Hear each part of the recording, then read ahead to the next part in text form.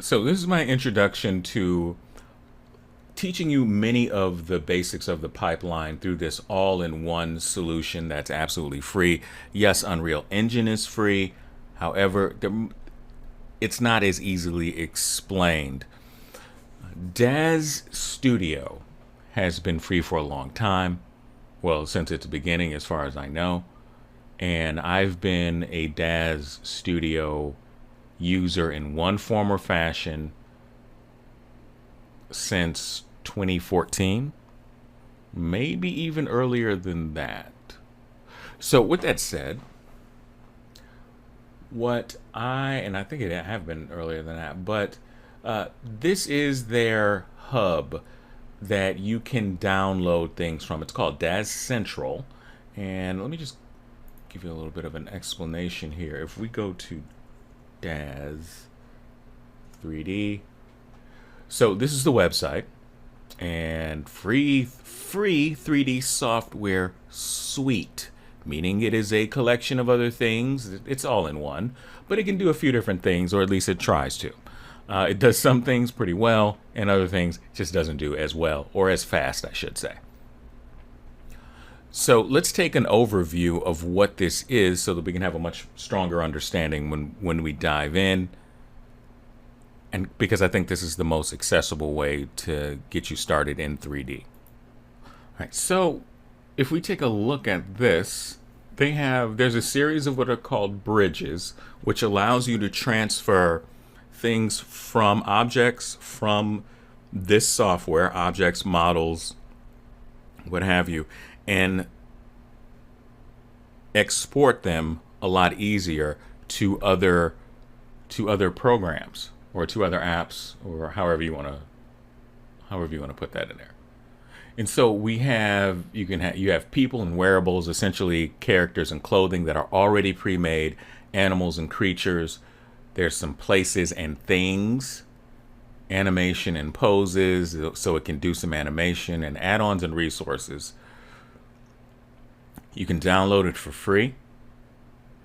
And as you can see here, all your assets in one place. Our content manager, DAZ Central. Now, I was having some issues before because I was using the DAZ Install Manager, which is an older system, and I've since updated it, and I was not getting the warnings or whatever that I had before. So I downloaded DAZ Central. I have a fresh copy of DAZ for those of you that want to follow along. I don't have any of my content installed, just to let you know, just so we're all on the same page. It's got some rendering presets in there, animation made easy, and I will kind of go over their animation, and you can pose things and modify them. So, and they also like to give you a lot of examples of what you can do with DAZ Studio. There's an NFT section. I know people have very strong opinions about NFTs. I don't have an opinion on it. It's not something that I've necessarily looked into just yet. I have a general idea, but they are talking about DAZ NFT and things like that. So I think time will tell. I'm not with it either for nor against it. And so if we look, there's a community gallery, so you can see these images were made with pre-made assets. Now, people do know things like photographs or people know photography, and there's lighting, and there's a lot of other stuff. So like this image is created with DAZ Studio. And so when you see something like this reminds me of maybe a novel cover or something like that. And as a matter of fact, once you see the DAZ models and once you look at how DAZ Studio looks, you will always be able to tell when you are seeing a DAZ model. And I want to show you, to really get in and show you that, okay, she's not a real person.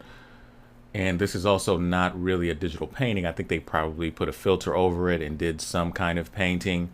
But, oh, and look, sci-fi novel. So this is done for a sci-fi novel. So for those of you that you might be a writer, I don't know, you could be. You could, this image is amazing. That's really great. And the models have gotten better over the years. But if you guys are like novelists, you can put together some of your own images if you can't really afford to hire out an artist and you want a certain look to it. This course is not about that, but there you go. So what I'm going to do is I'm going to just kind of get out of there. And so I've downloaded Dash Central. So Dash Central, it's got Dash Studio, so it's another little overview. Hey, welcome to Dash, and that sort of thing. So I'm going to click on my assets, meaning all of the things that I have bought from Dash. Now, Dash itself is free, and they're going to give you some different kinds of assets, but you have to buy things from there. And the prices vary. They don't vary wildly, but they vary. So, and keep in mind, I've had this for a long time. So, these are some of the assets that I have. And so I could probably do this because I don't like the way the other one looks. So I can download all of this stuff right here because I bought all of this stuff over the years. And I'm talking years. I didn't just buy this one day and just just buy all this. This is thousands of dollars worth of stuff, if not tens of thousands of dollars worth of stuff that I've bought over the years. So I do want to emphasize that. But there are starter essentials, and in order to explain everything, I don't need anything other than the starter essentials. And I think I should be able to type this in. As with any sort of search function on software, whoops, we learned how to spell starter. Okay, so I have Genesis Starter Essential. Genesis is the name of the Dash Studio model, and I'm gonna get this. The current version as of this recording is Genesis 8. They went from Genesis 3 to Genesis 8, so there's no Genesis 4, 5, 6, or 7. They just went from 3 to 8. I don't know why. There was Genesis 2 and Genesis 1. Now, if you buy some older content, you may need some of the older models, but they're trying to retrofit everything. And D-Force is its own other thing. So I can just hit install. And let's see, there's some resources here. Let me see, plugins, my assets. Let's go in. I'm not quite sure if they're still doing a starter bundle. Let's just look at starter content. Maybe that changes something. No starter content. Let's go and there's some external links. It's going to open up the store. Let's look up here for starter content. Again, going to take my time with everything. So doesn't look, I think just the starter Genesis bundle, it's really all you're going to need because it's essentially the figure with a few pieces of clothing, and it's enough to explain everything. So if you don't have it, then you can just download it. It shows that I have this purchase because apparently I'm logged in. There's a lot of stuff in here. And so then what I'm going to do is I can just go over here, double click on to here, wait for this to start up. I was getting a CMS warning, content manager system. It wasn't loading my content manager. It wasn't loading my content. Because if we look over here, now we're going to go through this, so don't worry. Content, my smart content. This is all grayed out. I can download it from here as well, but none of this was showing up because it wasn't hooking up to my content management library, because I think I had a few different libraries in different spots. So I just decided to uninstall every single Daz everything and just start over from scratch. So this is my lost and file. These are files, lost and found. We got everything in these little different categories.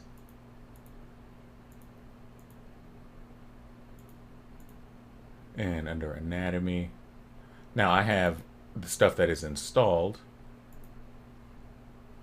And I should have had the Genesis file, the Genesis 8 starter pack installed.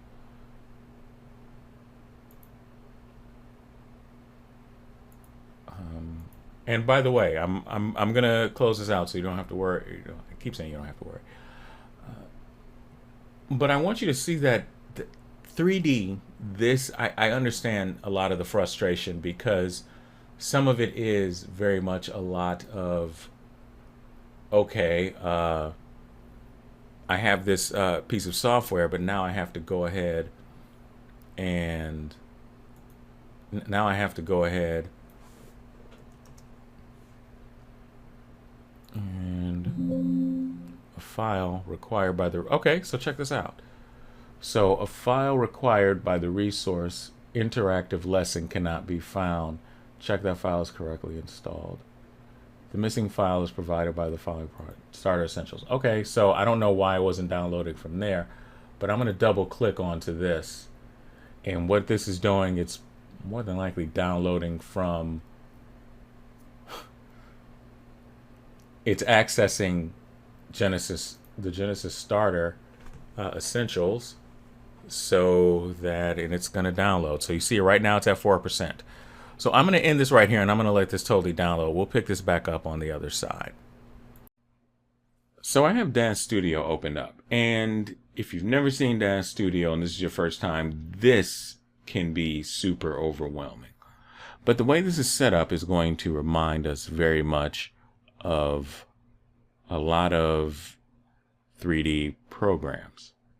I think one of the most obvious things to, before we get into the differences, I want to look at the biggest similarity is this right here. Now over here we have, this is our viewport. It's even labeled right here. It's our viewport right there.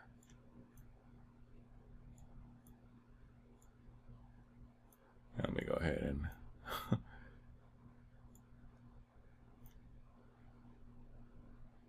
and actually,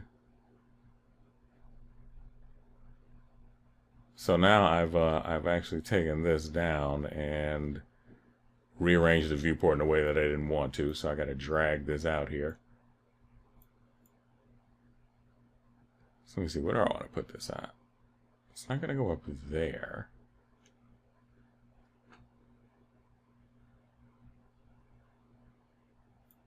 I do apologize. Okay, here we go.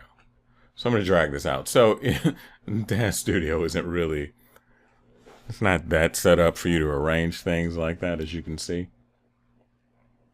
But this is our viewport, and it's giving me this little number up here. It's 16 by 9. This is the ratio that I want to see this in. So it's almost like as if I were to put something in here and render it, it would render out in a 16 by 9 ratio.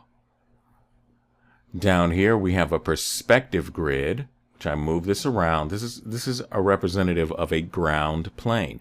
It's even got these little perspective lines here. For those of you that have studied perspective, this would be more like 2-point.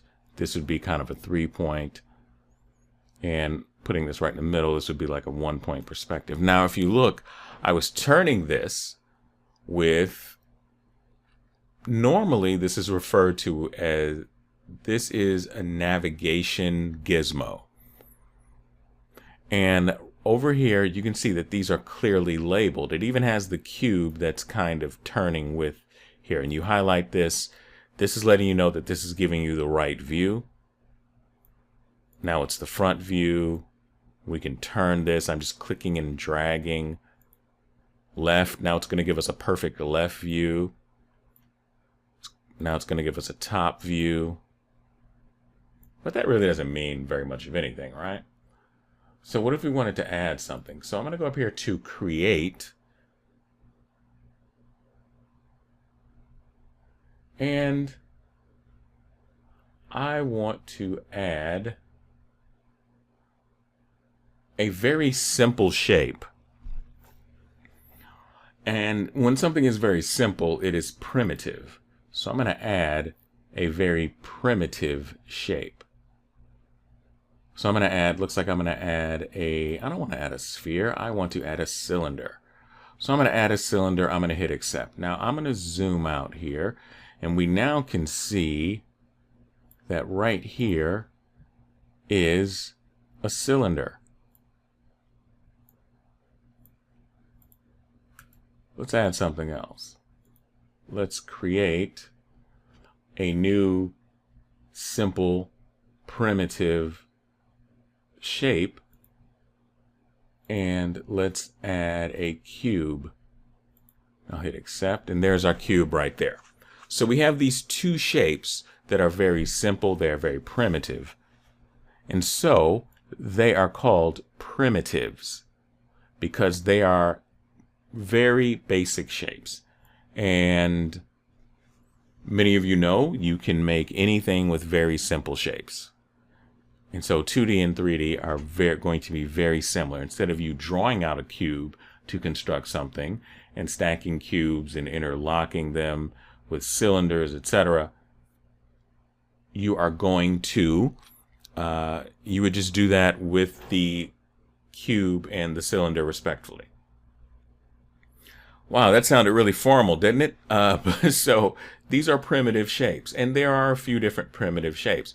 Now, the biggest thing that I want you to take away from this is navigating with this little top gizmo here, a viewport, and this perspective grid. This is a grid. It's a grid that's a floor. Let's go ahead and look at something else so we can see the similarities. I'm just going to hit pause.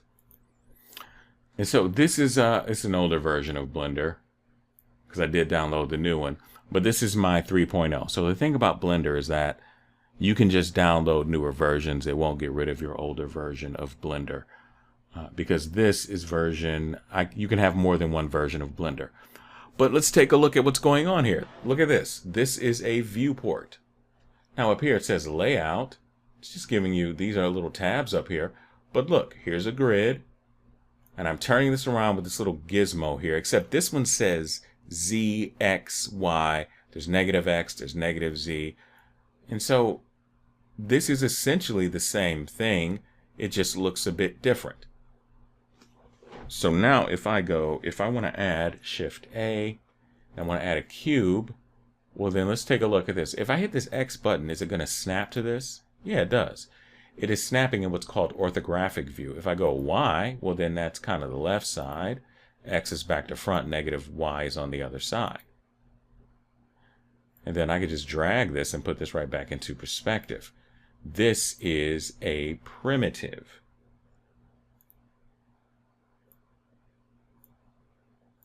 Right? And so if I go Shift A to add, so now you see this word here that says mesh. And well, that's a mesh. That is also, these are our primitive shapes. Within all of these are meshes. These are like little models. And so here's a plane.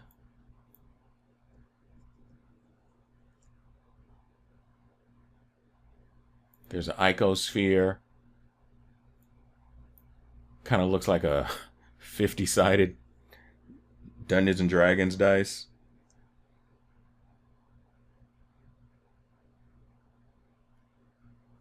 Got our old friend the cylinder here. It's not really that smooth. They've got it on different sides.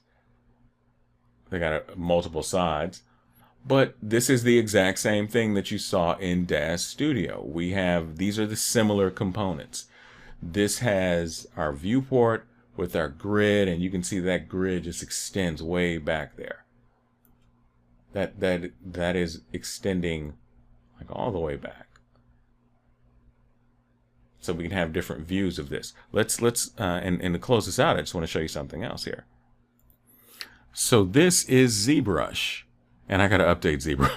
I got to update ZBrush. But if we look at ZBrush, then let's take a look at what's going on here. So let's just go ahead and bring out this Z-Sculpt tool here, or yeah, our Z. I forgot what they're called. Z-spheres. So now I've made this right here. Now instead,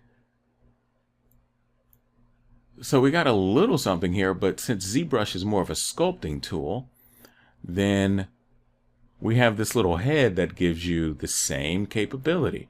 And look, there is a grid down here. You're like, where's the grid? If I take it, well, that's dynamic perspective. If I take away the floor, you don't see the grid. But if I click onto the floor, then all of a sudden you see this. And this is a sculpting software. So with 3D, you're going to need, some sort of viewport where all of the objects can be stored. So that's very important. And like I said, you can just move all this around here.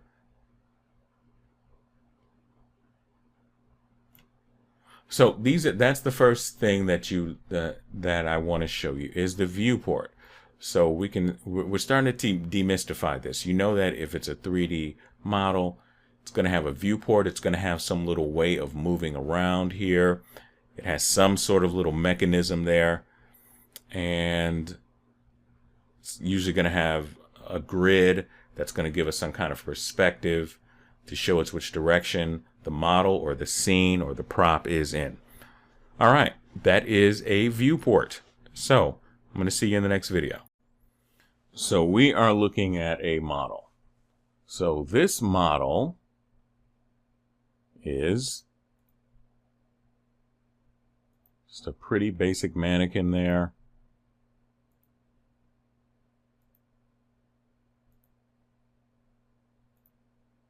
And this is a mesh. So it's a model, of course, and over here it has a fancy word. It says actor, right? Let's go ahead and let's grab a wardrobe over here. Now, DAZ 3D is a little different. We can double click onto things and the shorts will just pop up on them like magic. Crazy, right? Like, oh my goodness, how did that happen? Can you tell me if I just grab this shirt and put this on them, it'll happen like that too? Yes. Now, it's obviously not perfect. You can right-click to things and you can fit this. I can fit the basic shirt too. Let's see if it'll clean. Let's see if this will clean this up. Let's go fit basic boxers wear. I don't know. This is a little weird. Okay. Well, we could adjust that stuff. But let's pretend like this was perfect. And so now we are in our viewport. We have our navigation little gizmo over here. We can see there's a ground floor. We have a model and we have a mesh. Why would it be called a mesh? Well, we can view this model in different things. We can look at the wire bounding box. Why would you want to look at anything like this? Well, if you have a slower computer, that might be a little bit better. There's solid bounding box. Just turns everything into primitive shapes. We have wireframe mode. Now, let's go ahead and zoom into this wireframe mode so we can see that we have the tank top. That's an entirely separate thing. If I go up here to scene, and I take off his boxers and here, this wiring is a mesh because it looks like a mesh, a net. It is a net that is draped over this imaginary figure. There's nothing on the inside of it though, but it's a mesh. It's a mesh. It is something that can be added. So if it's added, it's an asset. It's also an asset. So is the boxers. So are the tank top. So is the tank top. Take that away, we can see that these are separate meshes. Yes, they are clothing. Yes, they are wardrobe. Yes, that is wardrobe. But if you are looking for something in some of the other pieces of software, like Unreal Engine, you would be looking at a folder that says meshes. It has different meshes to it. So anything that is going to be modeled in 3D, in Polygon 3D, and look again, see this? All of these are quads, even though some of them are, where's my wire texture shaded? So let's take a look at this. These are all squares. These are all quads, even the ones that you may not think are quads. If we go down and zoom in, all of these are squares. Or should I say they are not squares, but rectangular or square in nature. They have four sides. Four sides. All of them. And so now you can see that since we can see both the lines and the model itself, well, the model is made up of the lines, but it does look like there is a netting all over this model. There's a netting on this model's body. There's a netting that's all over there. So that is a mesh. And that's what a mesh is. So when you see that word, you know that they are usually referring to a model of some sort. Let's take this a little step further and close this out. I'm going to hit pause. So here I am in Blender.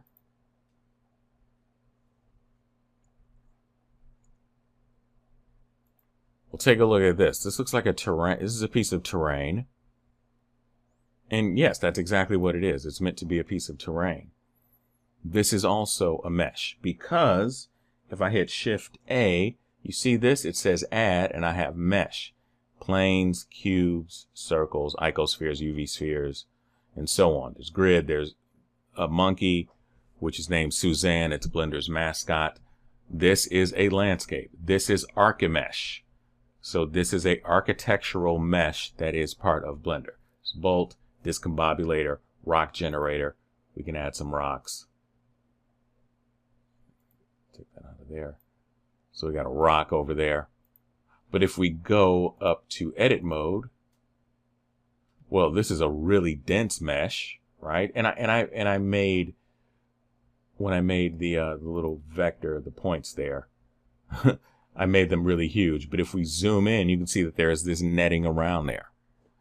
So we also will call this a mesh as we turn our gizmo up on the side here. And these are not supposed to be this big. I just have them for learning purposes. Right? So it's a knife tool. And so one of the other reasons why is if I wanted to add more geometry. I know this is getting a little bit ahead, but these quads are important because I could just split these quads down there and now I have more geometry. So I can go in and sculpt a little bit more. I'm adding more geometry and it makes it easier to manipulate things. So there you go. So that is what a mesh is. All right, see you in the next video. So let's talk about materials. I have this model loaded up here. You can see she has on some boots, activewear, and some hair. All of these are different components. These are all separate models, by the way. The shorts are separate, the top is separate, even the hair is separate. And they're all attached to the Genesis 3 female. So if I hit her hair, let's say that I just hid the hair, you can see that the hair is going to sit right on top of that. And when you start to 3D model, now if you have a game model, more than likely everything is going to be sculpted as in one part. But it all depends. And I think much of it depends on what exactly that is. You can assemble the character, but once you put it together, then you're going to need to have, it's going to be all in one model. But when you're working with something like Daz, or even if you're going into something like ZBrush and you want to add clothing and accessories to your characters, it's separate models that you are putting on. Sometimes people are really talented and can just add it to the model themselves. Especially people that have been modeling for years. And yes, I said years. But let's take a look at materials. So now, what is a material exactly? Well, let's start with some of the most obvious things. We can go with this wardrobe. And I'm sorry, I can click onto the shorts here. Let's click on the shorts, and then I'm going to go over here. DAZ Studio even gives us a tab that says materials. Now, here are all of the different materials that we can have for this model. So that means if I click on this blue, it just changed the material. Now, it could just be something as simple as a color change, or it could be something a little bit more elaborate. Let's go with the Storm boots. So now I have this selected, and I want to see if there's a boot material here. Let's see. I'm just going to go down here. Oh, wait. I can go in another category, and I can go with wardrobe. I don't know if there's another boot material. Let's see here. So here's a different material, and I changed that material.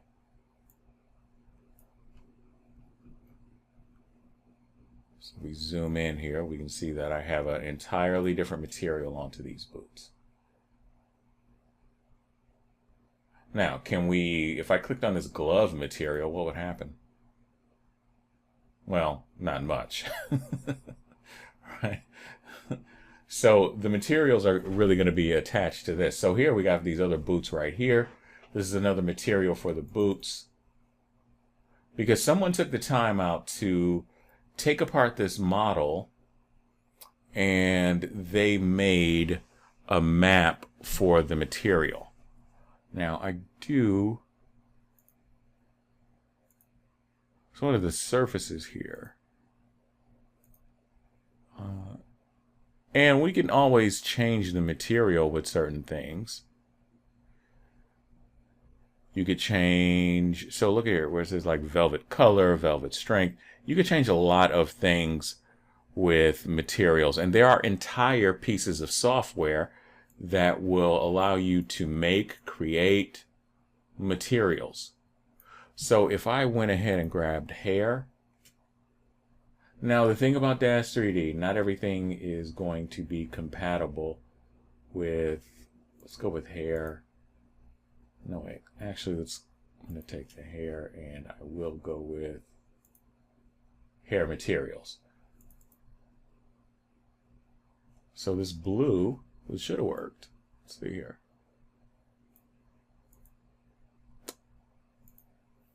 See if I can do an iRay preview. So iRay is a renderer. I haven't gotten to that yet, but we're going to give it a second. So it's giving you a rendered preview of what this could look like. Now this blue did not work with this hair. Let's see if I can.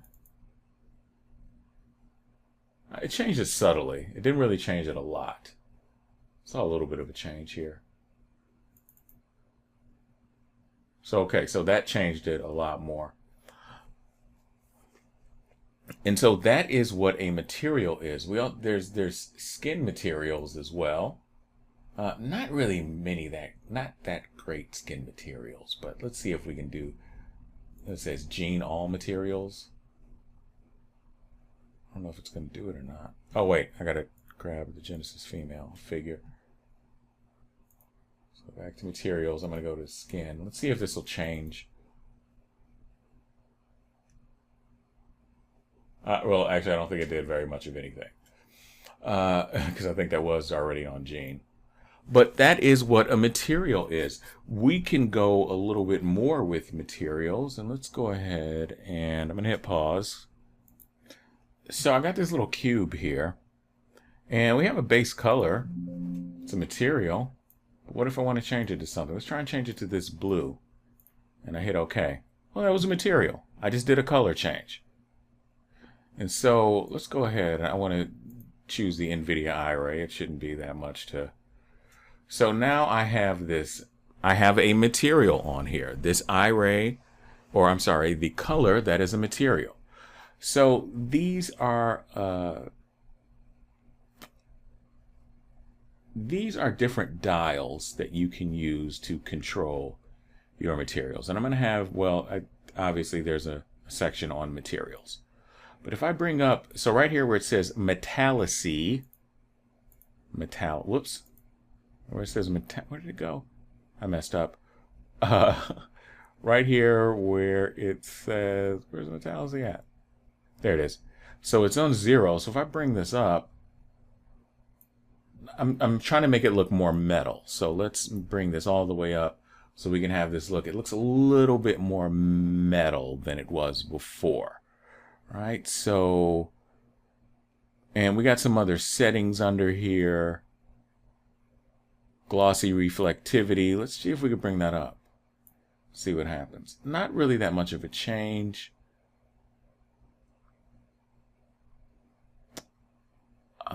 And I'm trying to see if we can really do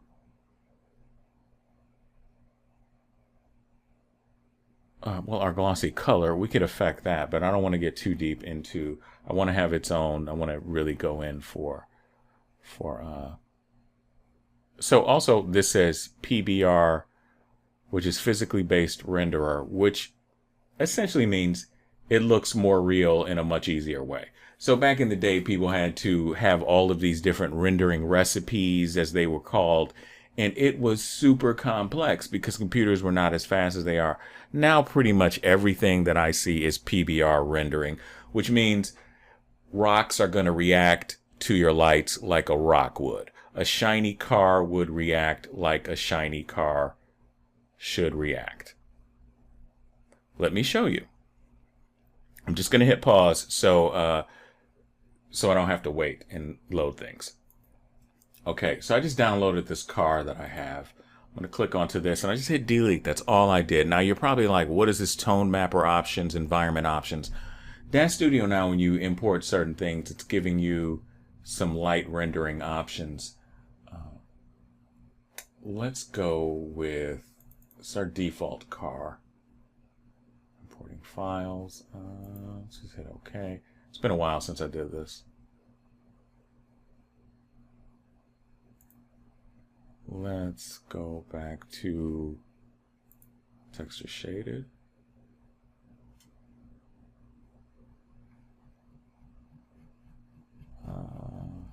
So sometimes when you load things up, they don't.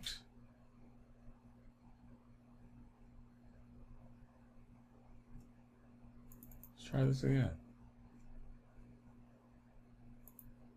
What?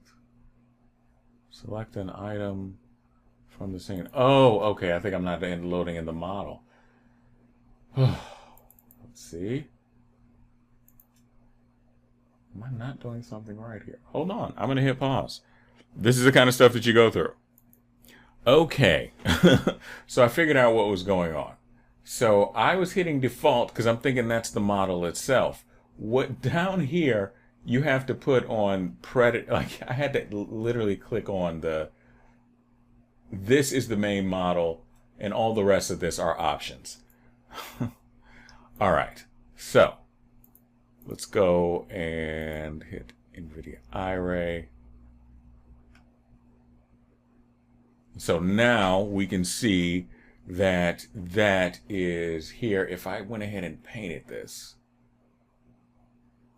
click onto this. So now it changed materials, right? Changed materials. Changed the headlights to yellow. I changed the material of that light, and that's what that is. This is changing the materials that we are looking at. Let's change these rims to match. So now we changed this 3D model. We changed the rims. We changed the color. Let's go ahead and white pearl because I love that color.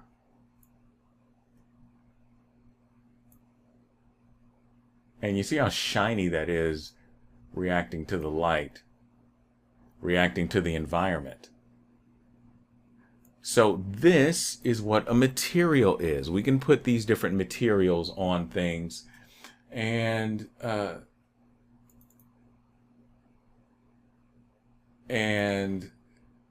what we can do. So that's a material. And materials can be applied to anything. Some things are specifically mapped to certain models, and if you want to change the material, there are people that take the model maps, the mesh, the actual modeling part of it, and they paint it in Photoshop or change it in Photoshop or some kind of photo manipulating program. This was a little bit long, but hopefully you have an understanding of materials. Please, if you have any questions, put them in the Q&A section. This class is going to be a class that I really feel like it's going to grow, because if you don't see something or you have a question, someone else may have that same question. So I would urge you to go ahead and just ask the question. And if it's a really good question, well, I'm going to answer it anyway. But if it's something that I think needs a video, then I'll add a video. So, all right, I'll see you in the next video. So let's talk about, I rendered this under this thing called iRay Renderer. There are different what are called render engines, and there are a lot of them. Some of them are built in, some of them are entirely separate from the pieces of software that you have. But let's take a look at DAZ, and let's look at our render settings. Now, there are different settings. Up here it says engine, right? So DAZ used to have this engine called, well, they still have it, 3D Delight. Now, if I hit 3D Delight and hit render, renders pretty quick, and it gives me a pretty decent image there, right? It's not bad. It's a nice little car. And it's I'm saving this essentially as a PNG file, but let's look at, and so we got some general settings here. That's really small. Let's put this in Ultra HD, but I'm going to render under the 3D Delight. I'm going to hit render again because I want this to be bigger. And so now this is much bigger. Didn't take that long, and it renders out. It renders this car based on this engine, right? So this is a huge, ginormous picture. And I don't know if I could scale this out. Let me see here.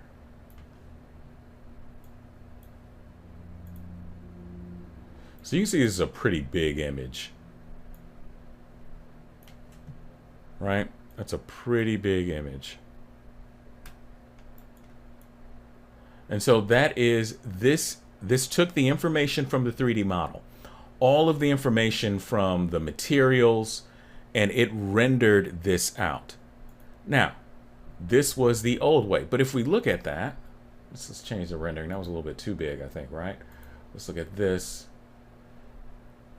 And so now, if we compare this to the iRay model, it doesn't quite look like that. So that would mean that if I use this iRay render, let's see what happens.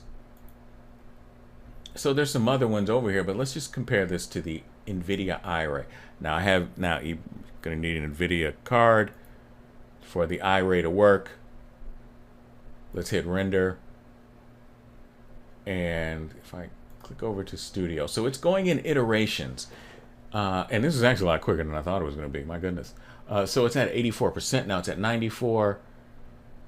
Because this used to take a while. But now it's not even done, and we can already see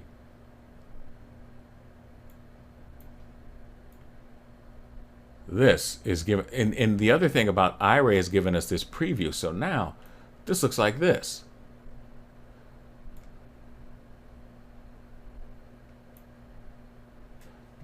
Yeah, let's see if I can do another render here.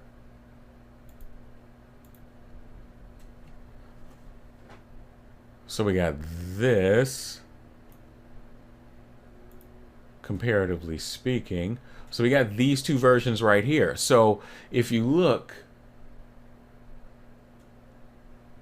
over here, now I can't, like these seats right here, these seats look like plastic. Like it really does look like plastic. But if you look over here, this looks a little bit more, this looks way more realistic. This looks like a little bit more of a toy to me. The wheels, the actual brakes, the brakes in here, it does not look I mean, it's just not very. Uh, it's just not very. It just doesn't look very car-like. Let's. I'm gonna save these. Hold on. All right. So this is the 3D Delight or 3D Delight, and we can just look and see this. This looks very plasticky. I mean, it really does look like plastic. Now, back in when iRay or when 3D came out, it's like, okay, this looks great, right? Looks great. That looks way better. Look, there's not even as much light information. There's hardly no light information. It just looks like a toy that's just sitting somewhere in a room. If we look back here, this looks like plastic. This looks like really super hard plastic over here. And I didn't even really put it in I didn't put it in an HDRI, which is an environment map. But if we look, now yeah, that does look a little bit shinier, but I can see the tire treads. Look, those brakes. You can see the brakes, and it even has like a little bit of a brushed feel to that.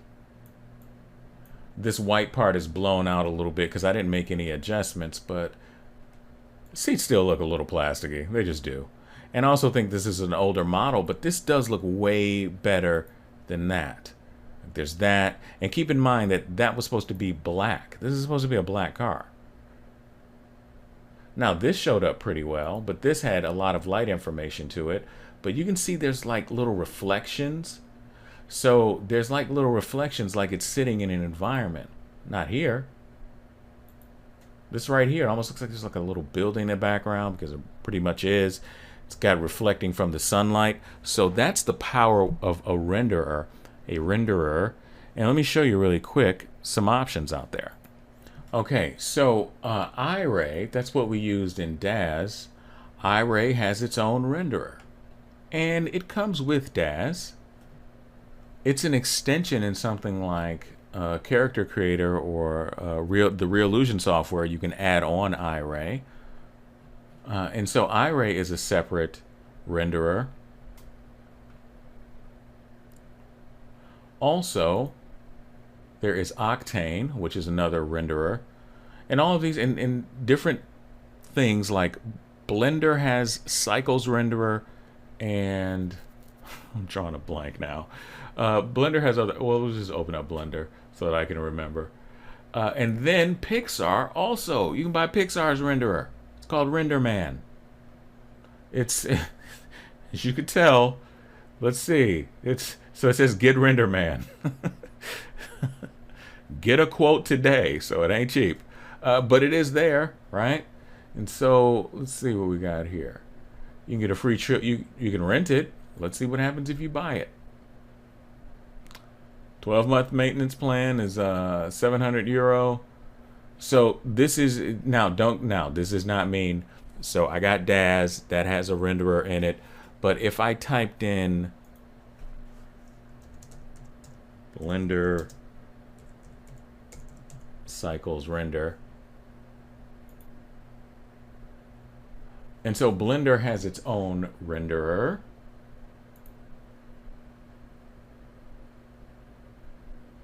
It has cycles, there's freestyle, and the real-time renderer is, wait a minute, I gotta pull it up because I'm just drawing a blank today. I apologize. Trying to keep all this stuff going on here. Let's go to here to, where's my rendering tab at? So Eevee. Eevee is the other renderer. So you have Eevee, you have Workbench, you have Cycles, and so you have renderers already built into Blender. And so yeah, if you wanted to buy another renderer, you could. But once again, and I'm not trying to make you guys get Blender, but the Cycles renderer and these other renderers, they are excellent. So that is what a renderer is. So it's going to take in a lot of the, it's taking in a lot of the light environment, the materials, whether you have a shader on top of it, and there is going to be a difference between a lighter and a shader. So That's what that is. I'm going to stop talking. I will see you in what's called the next video. Alrighty. So I'm going to kind of diverge a little bit here just for a second, because as I record this, it's kind of interesting because this happens to be the day after Unreal has all of their new stuff. So Unreal has things that are free for the month. And I figured, why not just show you guys this? So this is a VFX tool. So this is called Fluid Ninja. Make your own VFX effect assets. Look at this. We got player material. What's player materials? Rendering flipbooks with player material. Okay. So looks like we have volume fog. You can make your own volume fog. Oh, it looks like we got like a 3D pixelated visualizer. This is interesting. All right, and it's free. So it's free. Okay. Look at that. So what I'm going to do actually is what we wound up doing is we just go add to cart because we want to put it in the cart. So now I'm going to go back. And I think that I probably showed this earlier, but also it's important to, let me go back again. It's important to show you that, is my microphone on? Ooh. All right. So it's important to show you that this is a real thing. So over here we have a point and click adventure toolkit. What does that mean? That means, well, let's read it. The point and click adventure toolkit is an extensive gameplay framework which includes all the functionality, tools, and UI needed to create your own point and click adventure games. The toolkit has been crafted with many easy-to-use actions and gameplay system featuring rich dialogue, interactable items, and much more to bring your adventures to life. So if you want to make your own point-and-click game, this is the framework for doing that. Just plug your stuff in. We're going to add that to cart. Plot twist, we're going to add everything to cart. Because that's how we get down. And so, look, Insta Deform component, it says instantly adds visual deformation capabilities to your vehicles and more. Let's go ahead and look at that. Also, we got, if something crashes, looks like we have that. I'm going to add to cart there. Going on a shopping spree. So I'm going to tell you actually why I even came to Unreal. Look at this, a Wild West city. What? Look at that. Look at that. Look at this.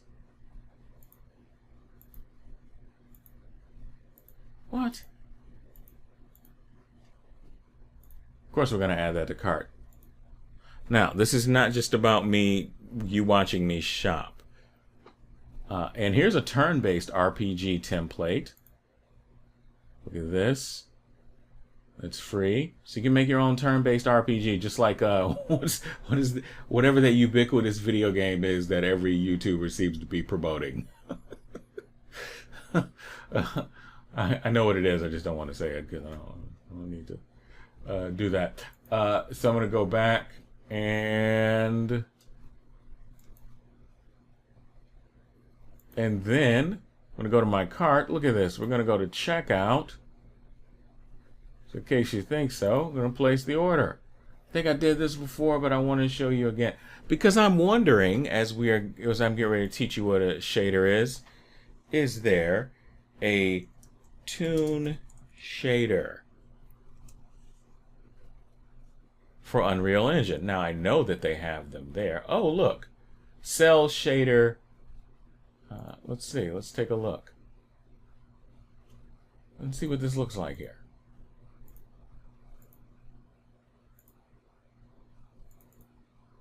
So this looks more like a comic book shader. I'm not really. Okay, so this is what the Unreal Engine would look like, your character. But if you put on the Toon shader, it's to make it look like more like an animated cartoon or an anime. So what a shader is going to do is change your entire. It's going to change the entire look. And let's see here. Let's see if we can find a better shader. So let's go with anime shader maybe.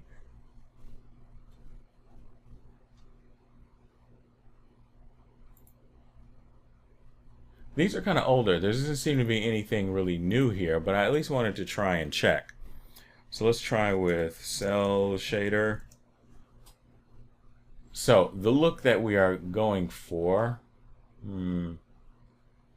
cartoon cell shader in materials. That doesn't look very cell shaded. This is close. Oh, okay, here we go. So stylized rendering system. So quickly and easily cell shade your characters, objects, and visual effects, and add up to 25 different customizable styles and outlines to your scene. This sounds awesome. The SRS, Stylized Rendering System, allows you to create a variety of dynamic art styles for your projects, mimicking the art style found in anime, cartoons, or manga with little to no technical knowledge is required. Might actually buy this. But let's take a look at it, because this is the easiest way to tell you what a shader is as opposed to a material. Material is going directly on to your models, etc., like we saw. The shader can change the entire thing to look like a cartoon or a comic book or a graphic novel or a manga. So you look up here. So let's look at this. So this says standard. Down the bottom it's metallic. So this top looks like a classic anime, the white sphere. Next to it, it's got some lines and the shadow work. But right next to that, it has the dot matrix pattern that you see in a lot of manga, and that you used to see in a bunch of old school.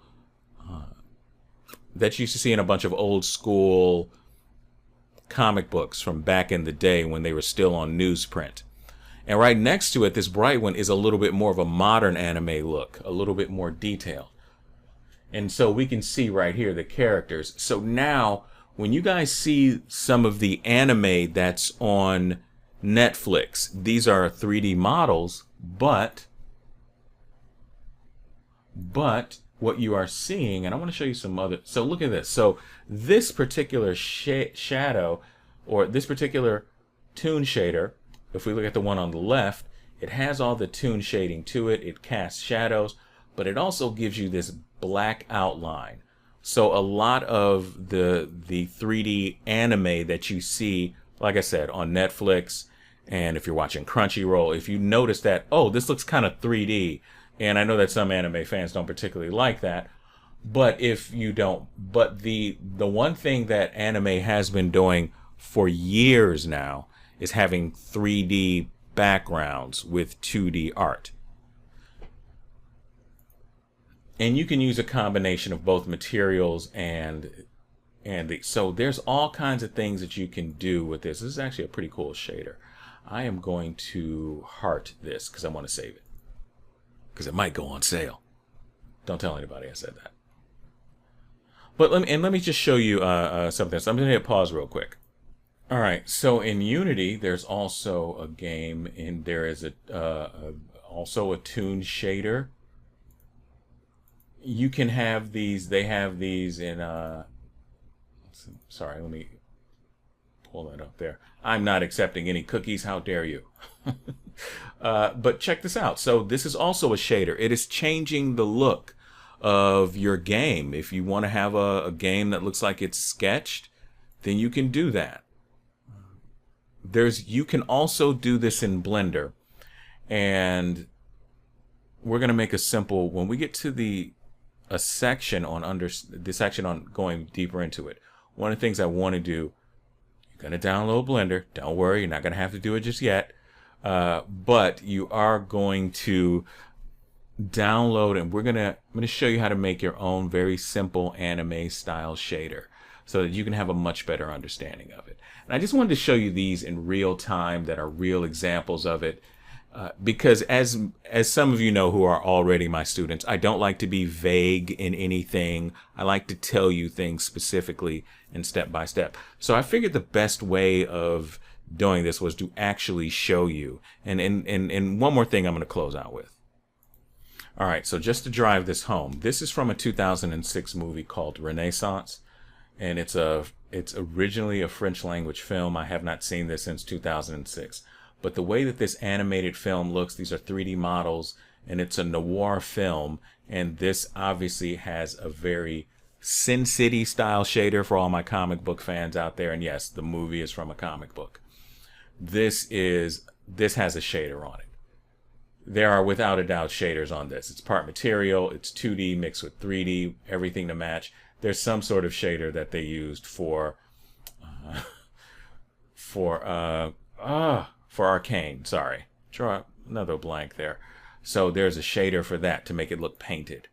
This is from oh my god, the Jaegers. This is from Pacific Rim. I believe it's Pacific Rim Black on Netflix. These are so you see the background and the animated characters. They have a shader on them to make it look like it's 2D.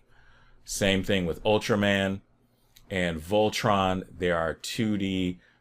Voltron is 2D, but the lion itself, if we look at this lion, this is a 3D model, but it has a shader on it to make it look to match with the 2D. So that's what a shader is. And there are shaders that can do many different things, but it's going to change the overall property and look of whatever it is that you're doing, be it your video game, movie, or TV show.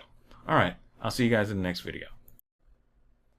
So I want to just make you aware of some of the other softwares that are out there that are pretty specific to certain things. And we're not going to download all this. There's just no way that's not going to happen.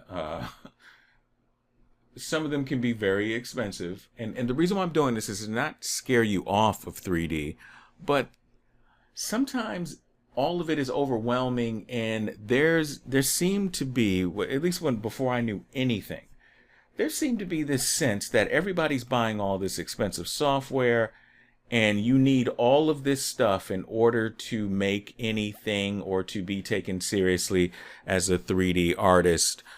There's all this kind of, oh, well, you just need this piece of software that's $1,400, like that. That's sort of, I just want to let you know that you're not losing your mind. Yes, there is a lot of overwhelming information and software out there, but this course, again, slowly but surely starting to make sense. I will be repeating certain concepts over and over again because so much of this is intertwined. So here we have Marvelous Designer. We're like, what is that? So the best realistic cloth making program for 3D artists. So you can make clothing in 3D. This software is specifically made for 3D or for clothing. And what is this, monthly prop challenge? Okay. And so this is Marvelous Designer. And yes, Blender does have a version of doing this. Ooh, let me hit pause real quick. Okay, so there is a way for you to make 3D clothing, and they got all kinds of stuff here, and just for, so there's a license to that, and I mean, as you can see, it's not exactly, well, that's Enterprise. Oh my goodness. Okay, so there's a monthly subscription, and there's a 1-year prepaid for like $280. But if this is something that you're interested in doing. And by the way, if you're a fashion designer or something like that, this is another way to get your designs out there. Then we have a very specific piece of software like ZBrush. ZBrush is a modeling software. If we went to ZBrush being a dedicated 3D modeling software. Yeah, it has some other features. So if we look at the features, People use it for 3D printing.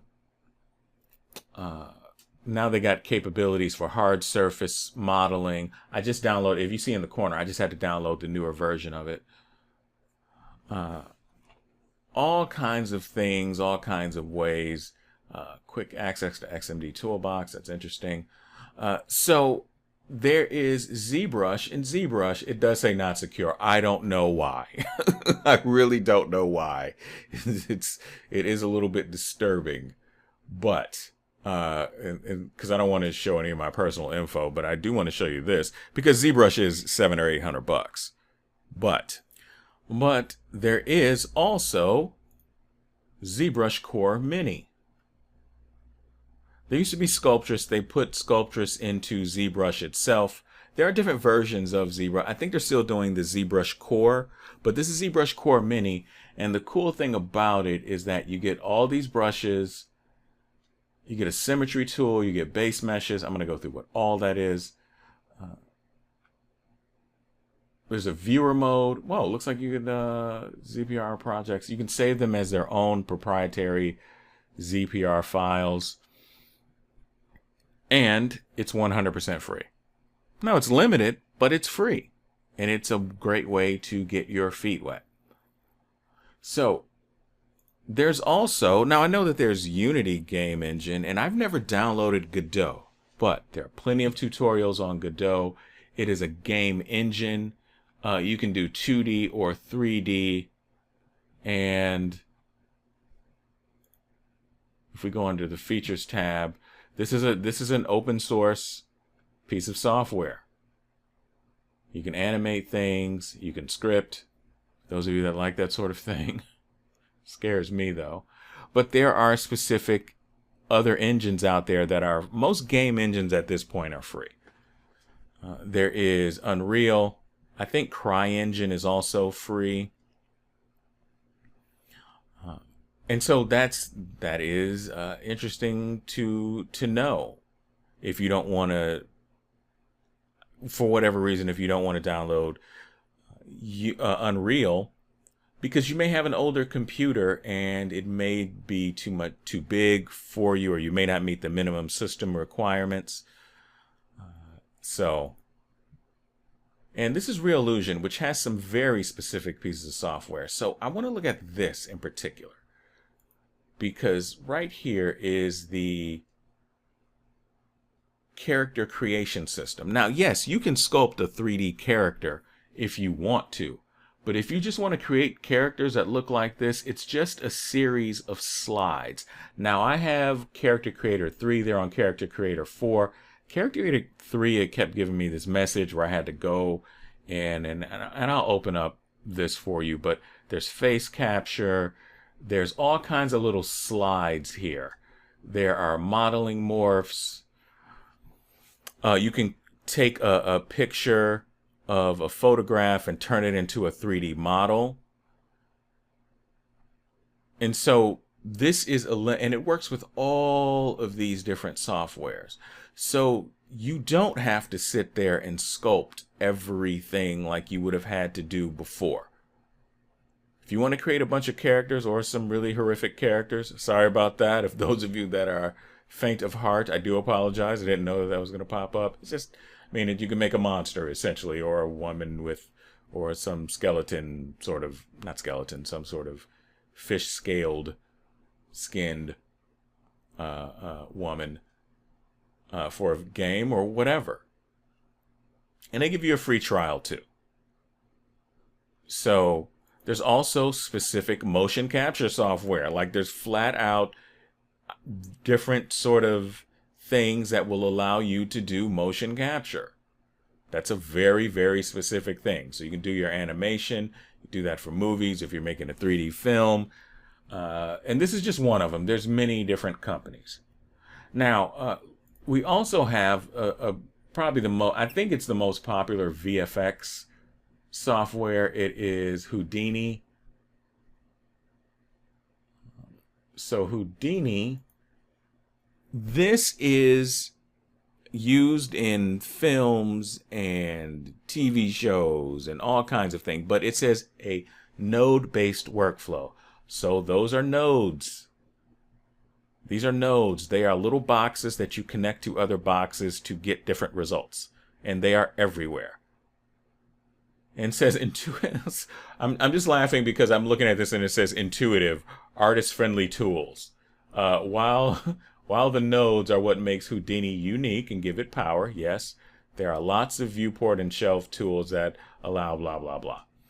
So it's funny because all of the tutorials that I've just glanced at on Houdini because I wanted a deeper understanding of it, and I'm talking about from years ago, from when I first heard of it, there is, everyone says that it's notoriously hard to learn. It's like, it's artist friendly. But there's VFX and simulation. And so it does a lot of node-based things. Now, there are plenty of other softwares out there. I think if we go to, let me hit pause real quick. So if we go over here to the Foundry, or foundry.com, there is the Nuke family. And it's a bunch of different software, but this is compositing and editorial review for VFX artists. So this is a dedicated compositing, meaning putting everything together for the final image. And they also have Modo, which Modo is another modeling animation. It's an all-in-one software. And I forget what Katana is. Katana look for and lighting power. Okay, so it's a look development and lighting software. So it's part of it can be part of your pipeline, and we're seeing Into the Spider-Verse. There you go. So there are a lot of things that are for you that want to make films. But if you think about this for a second, let's just say we want to buy this. So Katana Interactive and Katana Render. So this is a few $1,000s for a year. But if you were to take all of these softwares and you wanted to just, let's like say the Nuke family here, and you wanted to make a film, if you think about it, it has never been cheaper to make a film. Even though you might be saying, my goodness, buying something for $11,000. But if you're making a movie and you have a budget of a certain amount of money, yes, you can do a lot. There's a lot of these things that you can use for free. But what I also want to say is that this is still cheaper than what it used to be years ago, right? So there's never been a better time to be a movie maker, a filmmaker, a creative, a game maker, a game designer. And also, we can't leave this out. I know some people feel certain ways about Adobe, but Substance Designer used to be its own thing. Substance Designer is a way to design your own materials. And when we get to the next section, we're going to download that as you probably can look down and see, we're going to download different things that are going to be open source and accessible. So there's Designer, so there's Substance Painter, which allows you to paint on top of 3D models. It is specifically made for painting on 3D models. That's what it's made for. And there's Substance Modeler. I've never tried this before. This is newer. Your 3D sculpting workshop on desktop and in VR. So you also can work 3D in VR. I've never tried it. I had a bad experience with my PS4. The VR headset, it gave me a headache. My eyes were hurting. I can't deal with VR. I'm just not. Because I also wear glasses too. And there's Designer, which lets you design different substances, lets you design different things, but lets you design all kinds of different materials. When they say material, the industry standard for material authoring. So you're going to author these materials. You're going to create materials. But I'm going to show you in the next section software that we're going to download and take a look at. But we want to download all of the things because I want to make sure that you can. I am choosing things that are more lightweight and that won't be taxing on your system. Nothing that should not require too much of a free trial. I'm trying to go with software that is free and open source and has known to be reliable. So I don't want you to be nervous, afraid, scared, apprehensive. This course, again, I'm just reminding you, it's about getting over that fear. In order to do that, we're going to have to download some software. I'm going to see you in the next video. Or I'm sorry, in the next section. So I am going to do something, and there is an assignment at the end of this, right?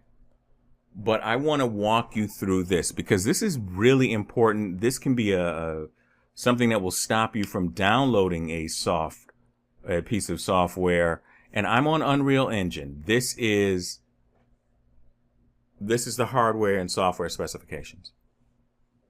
I'm going to talk you through this. Now, for those of you that know, don't worry about it. This is going to be some of the most fundamental things that you're probably just going to be like, who doesn't know that? But a lot of people don't know what they have in their computer. They don't. So let's first of all, let's do Windows first. Windows, the operating system, Windows 10, 64-bit. Now, do you know if you have a 64-bit system or a 32-bit system? That's a big, big, big deal in 2022. It's telling you that it needs to be on Windows 10, not Windows 8, not Windows 7, and not Windows XP, not some sort of updated version of that. If you do not have Windows 10, 64, now this is recommended, and I'm going to go to minimums in a second, but this is what is recommended for it to run smoothly. The processor, you just need a quad core. That's most people should have some sort of quad core processor. If you have a dual core, it's not going to work how you want it to work, if it works at all. And we'll get to how to find that for those of you that don't know. Intel or AMD, that is the processor. Intel is a company that makes processors, so is AMD, affectionately referred to as Team Blue and Team Red. 2.5 gigahertz or faster. The amount of memory, not the hard drive, but the memory, the RAM, you need a minimum of 8 gigabytes. If you have 4 gigabytes, it's not going to work. It could, but chances are it isn't. So graphics card, DirectX 11 or 12 compatible graphics card. So something that can download DirectX. It's like a graphics processing software, something super technical stuff. But most computers should be able to have, you should be able to have DirectX 11 or 12. If you're playing if you're a gamer, all this stuff is like a no-brainer to you. I get it, but not everybody knows. And so operating system Windows 10, now this minimum software requirements, not very many, right? They're still saying Windows 10, DirectX end user runtime, June 2010. All right. Oh, and well, that's developing with the engine, but that's what you need. Let's look at Mac OS X. So you need the latest Mac OS X. So you need to be running Monterey. And I'm waiting on the new one to drop, which I forgot what that is, because I also have a Mac. I have a MacBook as well. And the processor, you need a quad-core Intel. Now, I don't know if this is going to be compatible with the M2 chip that Apple has. And the memory is 8 gigabytes of RAM. And I'm trying to look to see.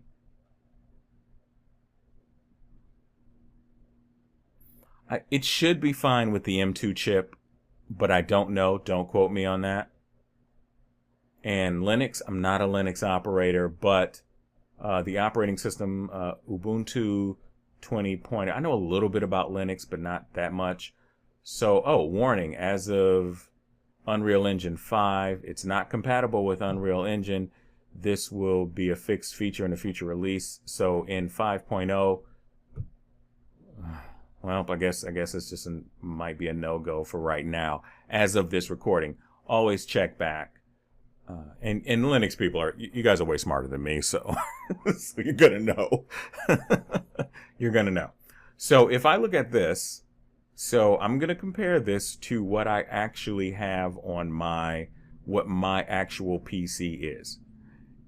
And if you go under System About, you are going to get your specific, your device specifications. So I have an Intel Core i9 processor. It's 2.6 gigahertz, and it has this one has, you can just always copy and paste and look up this, but I know for a fact that I have 18 cores, right? I don't have 4, I don't have 6, I have 18. My installed RAM, the requirement is 8, I have 64, right? And for graphics, I know that my graphics card is I have a GTX card. Now, I don't have an RTX card. I have a GTX 1080. I have a GTX 1080. And right now, RTX is for ray tracing. But it doesn't mean that I can't play a game or use software. It just means that, I mean, I've had this PC for a while. I bought it for a reason, so I wouldn't really have to upgrade it for a long time. So what I want you to do is go and see where you're at. You don't have to tell me, you don't have to upload it, because there's nothing that I can do. But if you guys are on a laptop, and I really do have to say this as your instructor, as someone that has been doing and working with software and computers and digital art and 3D art for years now, get the most powerful laptop that you can get, or get the most powerful MacBook that you could afford. And if you're going the PC route, my goodness, it does not hurt to get a desktop so that you can always upgrade things. Because sometimes you have older systems and they can't be upgraded. They can't hold any more memory. They can only hold 8 gigabytes of RAM, right? They don't have any more open slots for more RAM. You cannot upgrade the processor. You can customize a lot of stuff with a desktop PC, but a laptop is way more difficult, and certain things you're just not going to be able to upgrade. You can upgrade you usually should be able to upgrade your RAM, but sometimes your processor and everything else, it doesn't make a difference if you upgrade the RAM. It's not, yeah, you'll be able to put the RAM, the RAM card in there, but it's not going to make it really any faster because your processor isn't faster. If you have a dual core, I mean, that's not, you are going to have to you might have to put everything on lower settings and hope for the best until you get a new machine. And I just say this not to discourage you, but just to let you know that it can be discouraging when your laptop or your desktop, many of you might be coming from an office background and you may have just needed an office computer. These computers, depending on how old it is, it doesn't hold a slot for a real graphics card, even an inexpensive graphics card, which I don't think that's a thing still now at this point. But I just wanted to let you know, find out what your minimum specs are, and in the next section, we're going to download some stuff that I think should be very lightweight so that we can, and I want to explain and talk through these things for you. All right, I'm going to stop talking. I will see you in the next video, or in the next section. Again, for real this time. All right.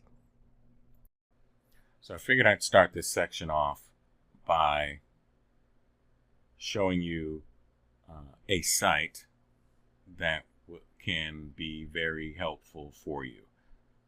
This is textures.com. I've been using this for a while, and it has a bunch of textures.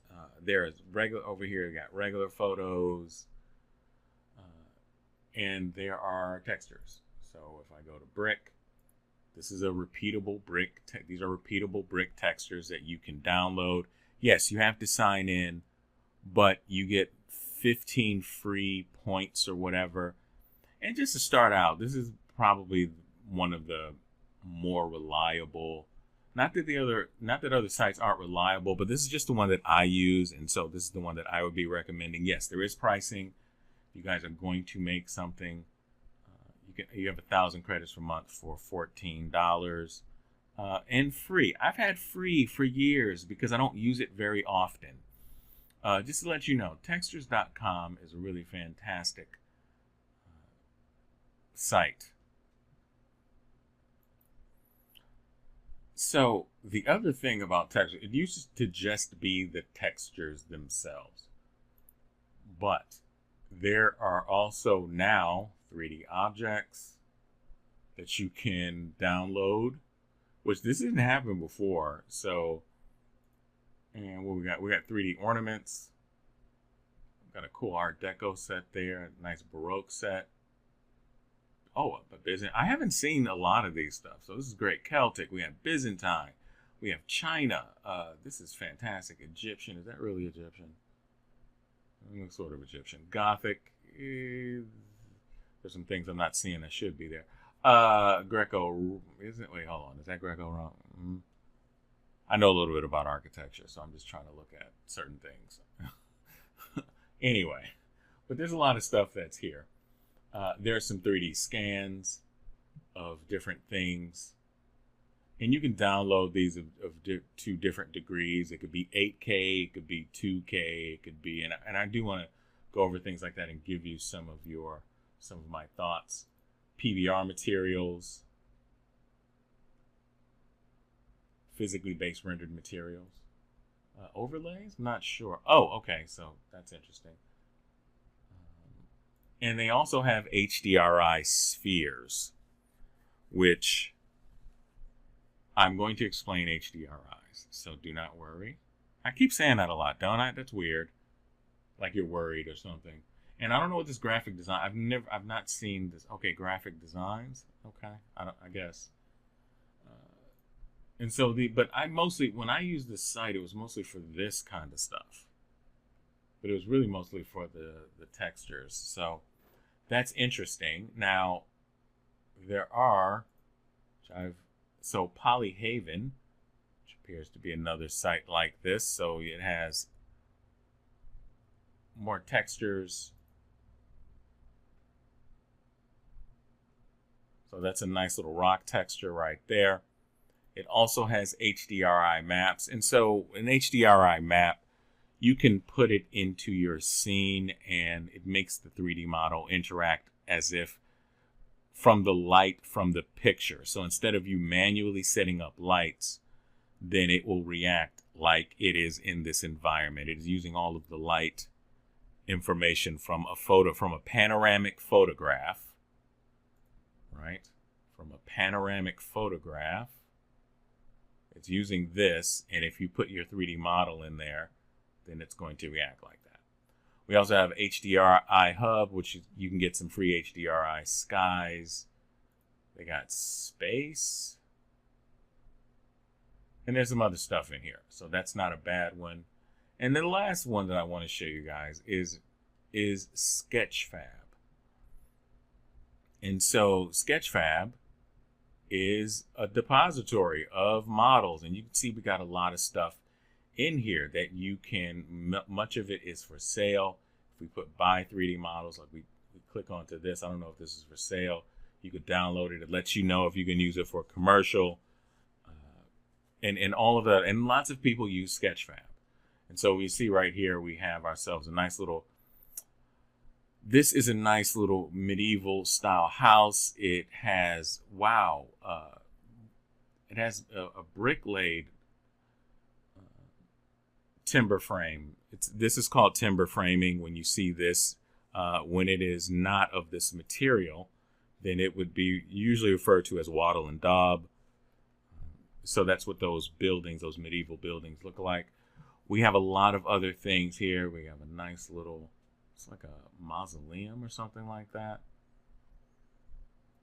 Over here, we got this Baltimore pediment. And a pediment is the front part of a building. It's usually triangular. So they're just giving you the pediment itself. Pediments are very much a part of what would be called classical architecture, or the classical order, or neoclassical and or classical Greek order. This is a Greek design around there. Anyway, I'm being really weird and nerdy. So Sketchfab is good. Sign up for it. There are some free models here. We can buy you if you want to buy some models, and they will come in OBJ. There's the blend files, FBX, also Cinema 4D, 3ds, and Maya. So that is these are some things that I want you to be aware of. And what I'm going to do in the next video is we're going to download our first piece of software, which is going to be ZBrush Core Mini, which is a free software. I'm trying to keep everything free for you. Now, I want to say that when we download the software, you don't have to download anything. It is not a requirement. The only requirement is that you just watch the videos. I want to say that. With ZBrush Core Mini, most of you should be able to download it because there's only like 2 little things that I want to show you for those of you that want to get into 3D modeling. But I at least want to show you around to give you a much better understanding of what it's like to go through that process. So just remember, the things that I'm going to download does not mean that you have to download them.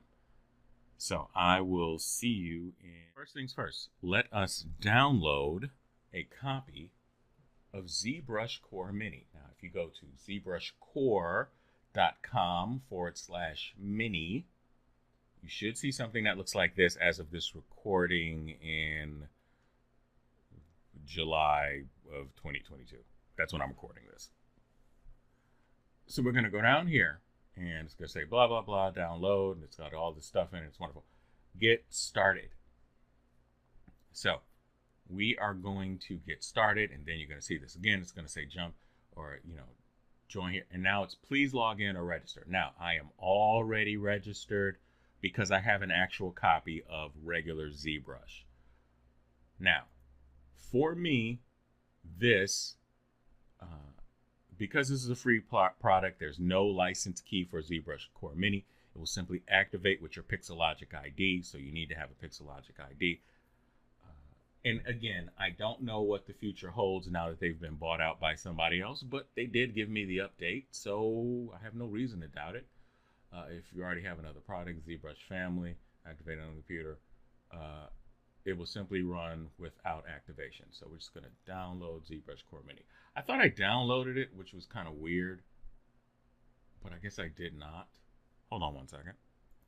Okay, so now I'm going to go with, I'm just using mine because I'm in North America. So here we go. We're just going to download this. Now, the reason why I wanted to choose ZBrush Core Mini is because it's a lot easier to explain certain things when it comes to sculpting. And yes, Blender does have sculpting. We're obviously going to download that if you have not already, which hopefully you have.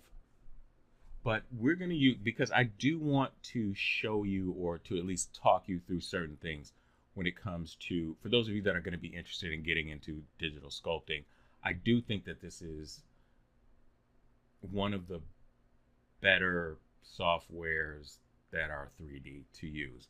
So I want you to go ahead and download ZBrush Mini, and I'm going to go ahead and open this up really quick. I didn't think I was going to do this, but I am.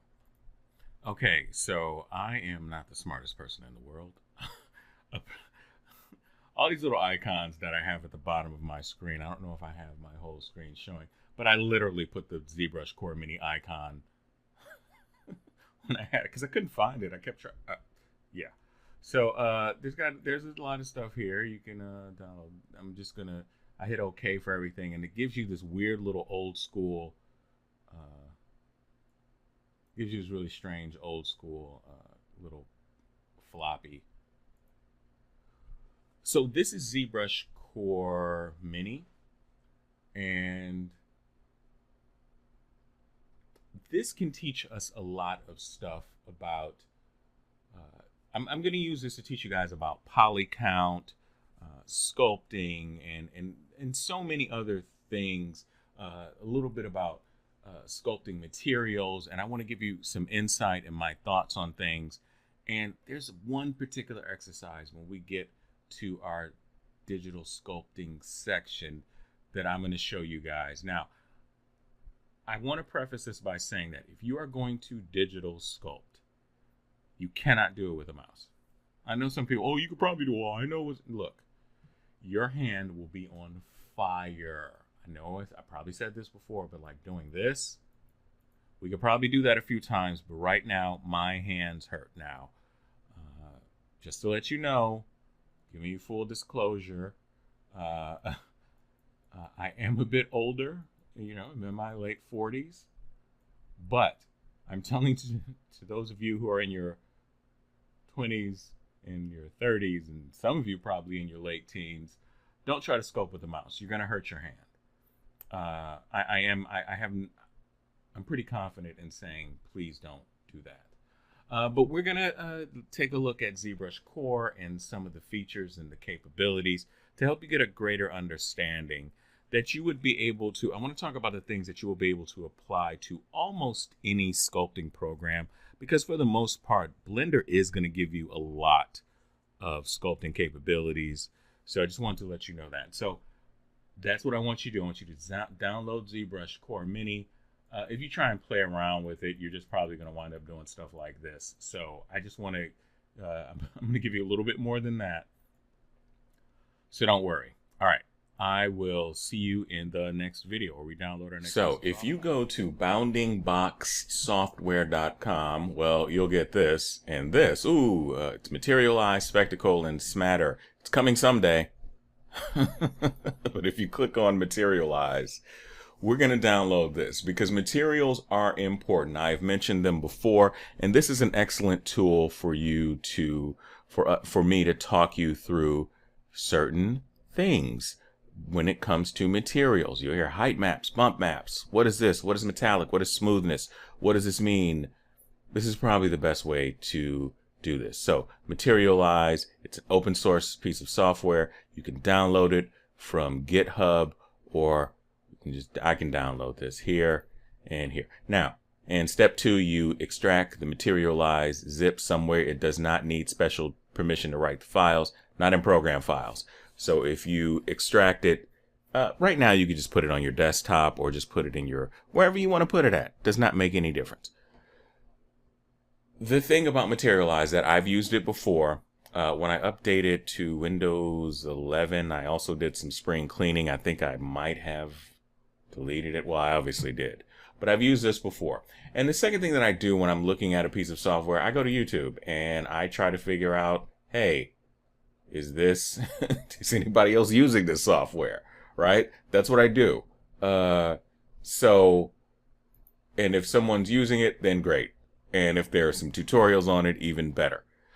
Because when you are looking at this stuff, you may understand the concepts, but knowing how someone individually set up the app, the software, however you want to call it, is going to be different from UI, user interface, to UI. So we're going to download Materialize because it is, and I'll show it to you. I'm going to go ahead and do my thing here and unzip this. For those of you that don't know how to unzip a zip file, I'm just going to double click. I just double clicked on it, right? And I know you can't see it because it opened up somewhere else. But all I did was just double click on it right there. Windows 11 can do that. Windows 10, it'll at least show you what's inside of the folder. You also just right click. Let me see here. Download. Try not to get too much of my info here. So let's do this. I don't care if you look at my messy desktop. You right click and you just can go extract all. And that's easy. So as you can do, right click, extract all. It's going to give you a It's going to give you another folder. Let me extract it. So now Materialize is right there. And inside of this folder, I'm going to make these icons extra large. And there's my executable file. I just double click that to set it up. I'll do that now. Hold on. So I actually forgot that all you have to do is just double click on it. And it just opens. And it's going to give you a lot of other stuff. There's height maps, a diffuse map, and I'm going to talk you through each one of these, obviously, when we get to that section. This is where the material would be. You can see you can move this around, and we can change this and do a lot of other stuff. So that's what I wanted to show you. Go ahead and download Materialize for that section. By the way, if you can't, and also this is really lightweight. That's why I wanted this too, because I want to show you guys another thing it might be the elephant in the room, or the two elephants in the room. So there's obviously it's now owned by Adobe, Substance Painter and Designer, and there's a few other ones, but this can create materials. But it's an Adobe product. Not that that's a bad thing, but I know that how some people feel about Adobe. And yes, you get a free trial, and that's cool, but you may not be comfortable with that. And just to be honest, it might not be enough room on your computer for you just to sit there and because I know that a lot of you watch these on tablets, and I know that a lot of you watch, or a good portion of you watch these on your phone. And just to have a casual course that you can start to learn things, and you don't have to download anything, obviously. And Quixel Mixer. Now, Quixel Mixer is done. There's also Quixel Bridge, and obviously Megascans. Not obviously, but Megascans. I was gonna download this, but the issue that I had with Megascans was they had the packs that go with it, and it took me forever to download, right? And nothing should take my computer forever to download. And then I started doing some research, and I'm like, how big is the files if you click onto all of them? It was something like, conservatively, I was seeing 11 gigabytes, which is just way too big. Then I saw 20, and then also I saw 40, and I'm just like, no, that's way too much. I would never ask just to teach some basic concepts. That's just not that's just not gonna happen. So go ahead and download that. I do want to make you aware that is the thing, and these are excellent pieces of software. They really are. So I'll see you guys in the next video. So here we go. I'm going to show you the game engine section with Unreal Engine, and just go over some of the terms and things like that. And I also want to I will say this. If you are going to really get into 3D, first of all, you're not going to be able to really do it too much on a phone. There are some tools for tablets, and I'll show you two. So, I have an iPad. I do not have an Android, but I know that Procreate, the 2D app that I've been using and teaching, this has the ability to actually paint 3D models, which is just it's amazing. It really is. You can just bring in a 3D model and paint it, which is it's as easy as drawing. And I think for all of the complexity of 3D apps, you can just bring in a model, and they're not showing it, so I don't know what's going. I don't know why, but you can unless they've horrifically changed something on me, and now they're looking bare. Now I'm slightly embarrassed. There we go, 3D painting. So you can bring in a 3D model and you can paint on it. Also, there is Nomad Sculpt, which is also on the iPad, and it is on Google Play. I don't know what the Highway App Gallery. I don't know what that is. I think it's the company, but I'm not familiar with them at all. I mean, I've heard the name before, but I just never heard. I didn't even know they had an app gallery until right this very second. But you can get it on Google Play, so it should be there for Android and on the App Store. So, but what I want to say to you guys is that, look, especially to my younger millennials and my Zillennials out there, so many things just cannot be done on a tablet just yet. Not yet. Because so much of 3D software is made for laptops and desktops. I know it might be cool to try and do some things on the phone, and there are apps that are on the phone, and I know I'm going to get, no, you don't understand, this app is, I'm telling you, you need some power to use 3D, right? You need processing power, you need RAM, you need those things. So it would behoove you to do these two things. And I think this is what I'm going to have for your assignment. I want you to at least research. If you do not have the capabilities on your current PC, or maybe you haven't bought a PC or a MacBook, I want you to do the research. You don't have to tell me. Or you know what? You can put this in here's the thing is, I can't have any external links or anything else like that. As a matter of fact, let's just not do that. But I do want you to do your own research to look at a PC or a desktop. It could be a MacBook. Anything new should be able to handle your 3D. But if you're really serious about getting into this, you have to do the research for your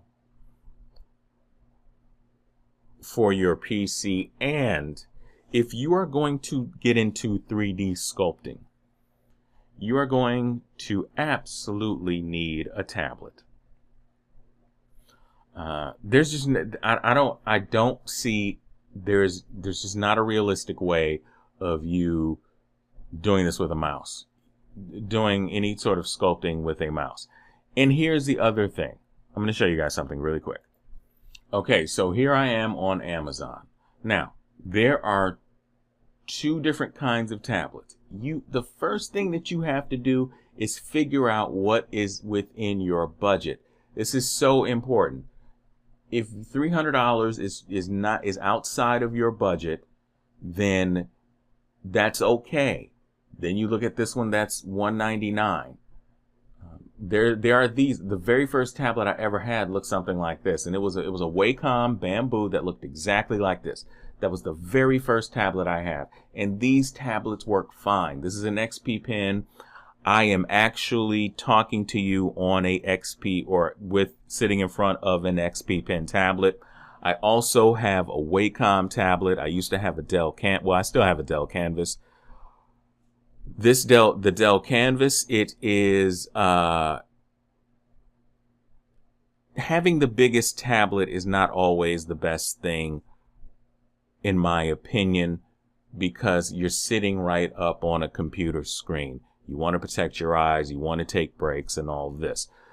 But I just want to say that go and look at this. And the second thing that I look at, because I always get, can you recommend a good tablet? I can't buy every new graphics tablet, right? But what I can do is this. I can see the highest star ratings. So I just clicked onto that. I just want the highest star ratings. But I also want to compare that to how many reviews they have. So this we're great, 4.3 out of 5 stars, but it has 51 reviews. That's okay. I mean, it's 51 people, but this one has 3,000 reviews with a 4.3. This one, which is, you could just write on it. This has 17,000 reviews, and the vast majority of them are 5 and 4-star reviews. Now, the other thing that I will do, just like anything else, if I look at this, I want to go what the 1-star review is.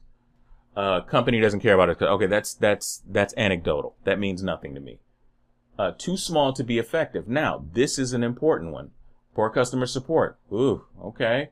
Tablet died down within 2 weeks. But now what I have to do is start to look at some of this other stuff. Doesn't work with Mac OS 15 Catalina. Okay, I need to invest. If I'm working on a Mac, I need to know that. Sketchy software. Okay, not too fantastic. Okay, so you have to make your own decision after that. Let's look at this, because you're going to get some of the same stuff, guys, if you start looking at these ratings. So this is interesting. Not many 2-star ratings, which is interesting. 11% is 1 star. I always go with this.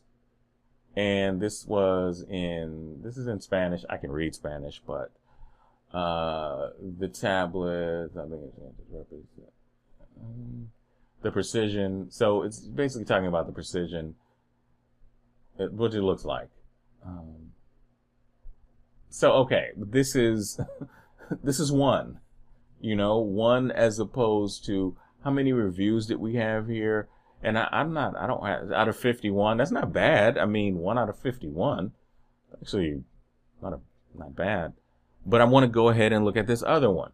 And this is what I'm doing. Yes, you are, if you want to now, oh, what's that? I didn't know, well, what's going on here? I can save $47 apparently with some piece of software that I don't know. Oh, okay. I'm on Microsoft Edge, so they're probably trying to hook me up. Okay, that's cool. But these are the things that you're going to have to do. So let's look at this 1 star. Pen only works on 1 screen. The screen not working. This is not a good tablet. Pen scratches the hell out of my screen. I wish I could give it 5 stars. And I would read all these and see if it's there. Because sometimes you do get, and I've never dealt with any Goemon. The Guiomon. The products that I've had, XP Pen, Wacom, I would probably at this point stick with XP Pen and Wacom. I used to have a Huion. I've had 2 Huions. And so those I've never had a problem with, just to let you know. And I've never had a problem with my XP Pen. And I've never had a problem with my Wacom. But I like to draw on my iPad Pro. So, yeah. So your assignment is to do your research. Start researching this stuff now. This is important to do. It's important to go ahead and look at the research and start looking at a PC. If you decide that you're going to become serious about 3D, you're going to need a serious tablet. So there you go. I'll see you in the next section.